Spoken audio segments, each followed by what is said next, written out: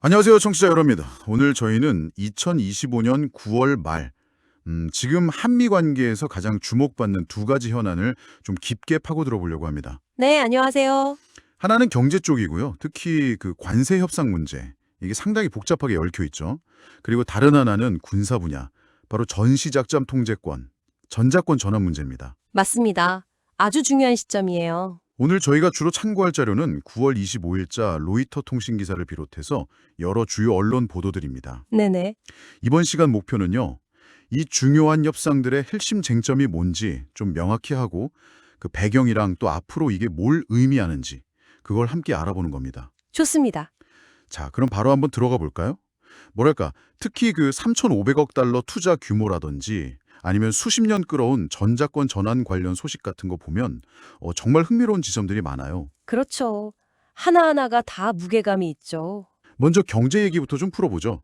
최근에 유엔 총회 때 이재명 대통령하고 스콧 베센트 미 재무장관이 만났다는 소식이 있었잖아요. 네, 맞아요. 그 회동이 있었죠. 이 자리에서 우리 한국 측이 지금 진행 중인 관세 협상 조건이 반드시 상업적으로 합리적이어야 한다, 이런 입장을 강조했다고 하는데요. 이 표현, 뭔가 외교적인 것 같으면서도 상당히 강한 느낌이에요. 네, 그 상업적으로 합리적이라는 말이 그냥 하는 말이 아니에요. 이게 표면적으로는 뭐 관세율 조정 같아 보이지만 그 안에는 훨씬 더 깊고 복잡한 국가적 이해관계가 깔려 있다고 봐야 합니다. 단순한 수사가 아니군요. 그렇죠. 단순히 뭐 특정 품목 관세를 얼마로 할 거냐 이 문제를 넘어서는 거예요. 협상 결과가 한국 경제 전체 시스템에 미칠 수 있는 그 파급 효과, 예를 들면 투자 흐름이라든지 환율 변동성, 무적 수지 이런 데 부정적인 영향을 주면 안 된다. 이런 강력한 요구로 해석해야 맞습니다. 결국 거시경제 안정성을 해치지 말아달라, 이 말이네요. 정확합니다. 그 점을 분명히 한 거죠. 바로 그 안정성 문제가 핵심인 것 같아요. 보도를 보면 한국 측이 구체적으로 가장 걱정하는데 미국 측 요구와 관련 있는 그 3,500억 달러 규모 투자 패키지라고 하잖아요. 네, 그 규모가 상당하죠. 이 정도 규모 자금이 만약 단기간에 국경을 넘어서 움직인다, 그러면 우리 외환 시장이나 외환 보유에게 엄청난 부담을 줄 수 있다, 이런 계산이 깔린 것 같고요. 그렇죠. 3,500억 달러면 이게 감이 잘 안 오실 수도 있는데 우리나라 1년 예산의 절반을 훌쩍 넘는 돈이거든요. 네, 정말 어마어마한 금액이죠. 이 정도 자금이 확 움직이면 그 충격파는 뭐 당연히 우려할 수밖에 없죠. 단순히 많다, 이걸 넘어서 시스템 리스크까지 걱정해야 할 수준이니까요. 여기서 흥미로운 점은 한국 측이 그냥 걱정만 한 게 아니라는 거죠. 맞아요. 그게 중요해요. 그냥 우려만 표명한 게 아니라 아주 구체적인 대응책을 내놨다는 겁니다.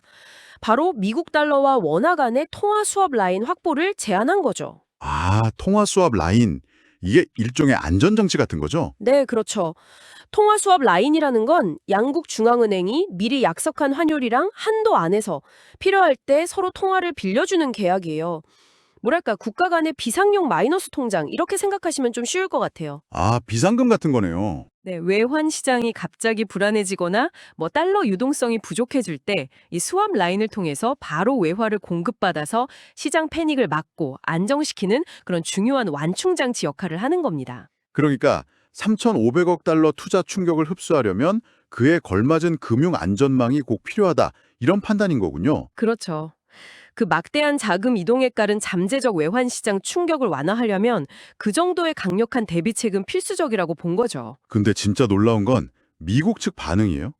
일부 보도 보니까 미국이 한국 측이 제안한 이 통화 수합 라인, 곧또 무제한 신용 크레딧 제공 가능성까지 검토하고 있다는 얘기가 나오더라고요. 네, 그게 정말 무제한이라니요? 이건 정말 전례가 거의 없는 파격적인 조건 아닌가요? 미국이 이런 걸 고려한다는 것 자체가 뭘 의미할까요? 맞습니다. 그 무제한 통화 수합 라인 검토는 그 자체만으로도 시사하는 바가 정말 커요. 첫째로 미국이 한국 경제의 안정성을 그냥 한 나라 문제가 아니라 자기들 경제, 더 나아가서 글로벌 경제 시스템 전체 안정성에 영향을 주는 아주 중요한 변수로 보고 있다는 강력한 증거죠. 우리 경제를 그만큼 중요하게 본다는 거군요. 그렇죠. 둘째로는 지금 한미 양국 간의 경제적 상호 의존성이 얼마나 깊고 복잡하게 얽혀 있는지를 아주 극명하게 보여주는 대목입니다. 물론 아직 검토 단계고 최종 결정까지 변수야 많겠지만요. 네, 아직 확정은 아니죠. 그럼에도 이런 논의가 수면 위로 올라왔다는 사실 자체가 의미심장한 겁니다. 핵심은 이거죠. 경제 협상이 이제 단순한 상품 교역 조건을 넘어서 국가 금융 시스템의 안정성 문제와 직접 연결되고 있다는 거. 이게 양국 경제가 얼마나 깊이 얽혀 있는지 보여주는 동시에 또 잠재적 위기에 대한 전례 없는 수준의 안전장치를 요구할 만큼 그 규모와 영향력이 커졌다는 걸 시사하는 겁니다. 와, 경제 문제만 해도 이렇게 복잡한데. 잠시 좀 고르고요. 이제 또 다른 중요한 축으로 넘어가 보죠. 네, 그러시죠. 바로 군사 안보 분야. 전시 작전 통제권. 우리가 보통 전작권이라고 부르는 이 권한의 한국군 이양 문제입니다. 최근에 한국 국방부랑 미국 국방부가 이 문제에 대해서 유의미한 진전을 이뤘다. 이렇게 공동 발표를 했어요. 네, 이것도 정말 큰 뉴스죠. 수십 년간 끌어온 수건 과제인데 뭔가 구체적인 진전이 있다는 발표니까 상당한 무게감이 느껴집니다. 네, 전자권 전환은 한국의 군사 주권과 직결된 역사적으로도 아주 중요한 사안이죠. 현재 한미 연합밤의 체제에서는 만약 전쟁이 나면 연합작전을 총괄 지휘하는 권한이 주한미군 사령관에게 있거든요. 그렇죠. 전자권 전환의 목표는 이 전시 지휘권을 한국군 합참의장이 행사하도록 바꾸는 겁니다.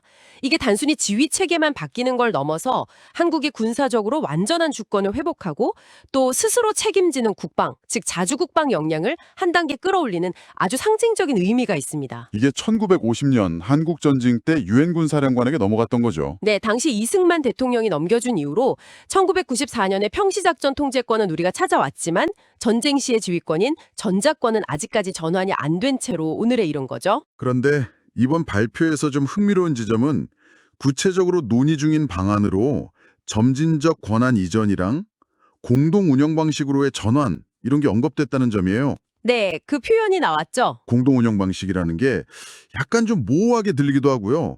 이게 완전한 한국군 주도 체제로 가는 것과는 조금 다른 느낌? 일각에서는 이게 완전한 주권 회수와는 거리가 멀다 이런 비판도 나올 수 있을 것 같은데 이 점은 어떻게 봐야 할까요? 아, 그거 아주 중요한 지적이십니다. 그 공동 운용 방식이라는 표현은요, 전자권 전환이 단순히 그냥 상징적인 깃발만 넘겨받는 게 아니라는 걸 보여줘요. 실제 전쟁 상황에서 아주 복잡하고 고도화된 연합작전을 효과적으로 지휘하고 통제할 수 있는 그런 한국군의 실질적인 능력이 확보되어야 한다는 현실적인 고민을 반영하는 걸로 보입니다. 능력 확보가 전제되어야 한다. 그쵸? 그러니까 최종 목표는 한국군 주도지휘 체계 구축이지만 그 과정에서 생길 수 있는 지휘 공백이라든지 작전 효율성 저하 이런 걸 막기 위해서 일정 기간 동안 또는 특정 기능 영역에서는 한미가 아주 긴밀히 협력하는 공동 운영 형태를 유지하거나 거쳐갈 가능성 이걸 시사하는 거죠. 그럼 완전한 주권 회수가 아니라는 비판도 일리는 있는 거네요. 네, 그런 비판도 일리는 있습니다. 하지만 다른 한편으로는 동맹의 안정성을 유지하면서 책임감 있게 전환하려는 좀 신중한 접근으로 볼 수도 있어요. 결국 핵심은 전환 이후에도 한미 연합방위 태세의 효율성과 강력함이 조금도 약해져선 안 된다는 거거든요. 그렇죠. 그게 제일 중요하죠. 그러려면 양국 군 간의 완벽한 상호 운용성 확보, 그리고 아주 깊은 수준의 군사적 신뢰가 필수적입니다. 한국군이 독자적으로 현대전을 지휘할 만큼의 예를 들어 정보감시 정찰, ISR 자산이라든지 첨단 지휘통제 C2 시스템, 그리고 고도의 전략 기획 능력 이런 걸 충분히 갖췄는지 또 이걸 미군 시스템과 얼마나 매끄럽게 연동시킬 수 있는지 이게 완전하고 안정적인 전환의 관건이 될 겁니다. 그렇군요. 현실적인 보전 과제들을 고려한 단계적인 접근이라는 말씀이시네요. 마침 이와 관련해서 또 하나 주목할 만한 발표 내용이 있었어요. 네, 어떤 거죠? 바로 양국이 첨단 방위 시스템 분야에서 협력을 더 확대하기로 약속했다는 점인데요. 이게 방금 말씀하신 전자권 전환의 실질적인 능력 확보와 직접 연결되는 부분이겠군요. 아, 네네, 정확합니다. 지휘권이라는 소프트웨어를 바꾸려면 필요한 하드웨어 업그레이드를 같이 약속한 그런 느낌이네요. 네, 맞아요.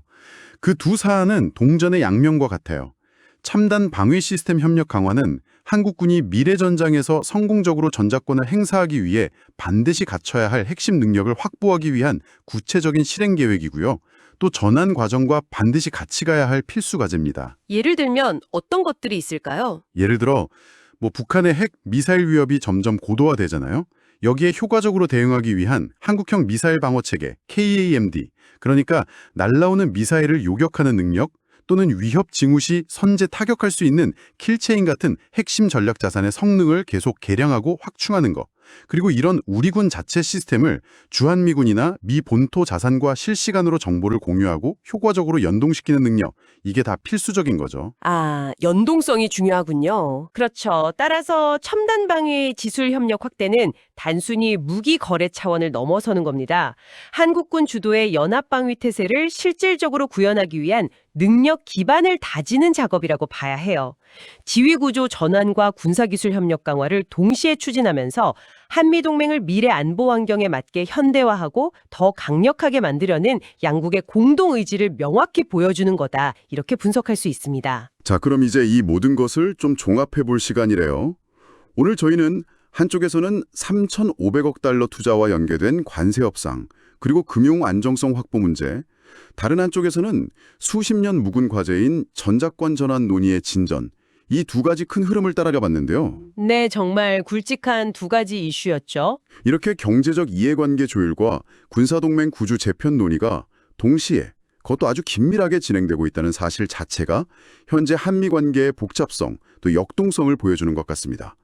이 모든 것이 우리에게 뭘 말해주고 있다고 보십니까?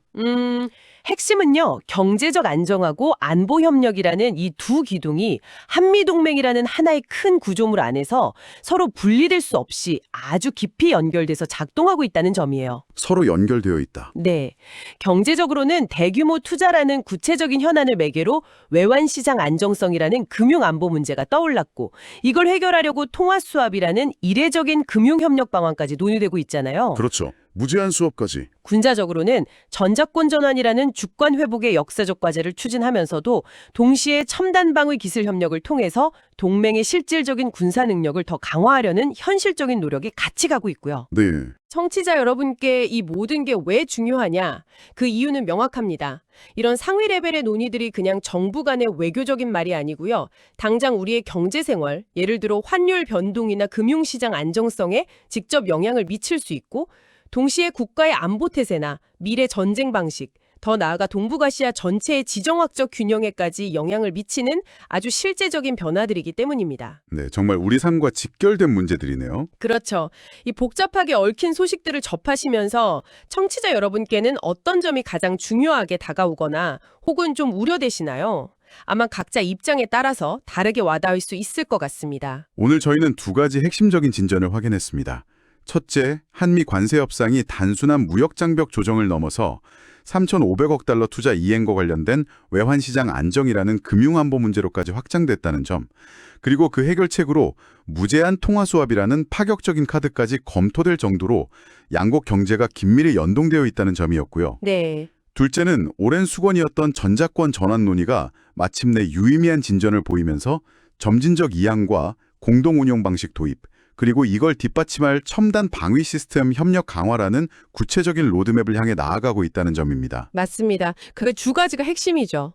마지막으로 오늘 나눈 이야기를 바탕으로 청취자 여러분께서 한번 스스로 더 깊이 생각해 보실 만한 질문을 하나 던져보고 싶습니다. 네, 어떤 질문인가요? 오늘 우리가 살펴본 이런 경제적 협력 방식의 심화, 그러니까 금융 안정망 연계 같은 거요.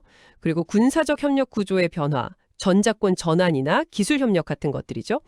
이런 변화들이 앞으로 한미동맹의 근본적인 성격 자체를 어떻게 재정의하게 될까요? 단순한 동맹 강화를 넘어서 그 내용이나 운영 방식에 어떤 질적인 변화를 가져올까요? 동맹의 성격 변화, 의미심장한 질문이네요. 그리고 이러한 양자 관계의 변화가 동북아시아라는 더 넓은 지정학적 무대에서는 과연 어떤 파장과 연쇄 반응을 일으키게 될지, 이건 앞으로 계속해서 주목하고 질문을 던져야 할 문제라고 생각합니다. 네, 오늘 저희와 함께 깊이 파고들어 주셔서 감사합니다.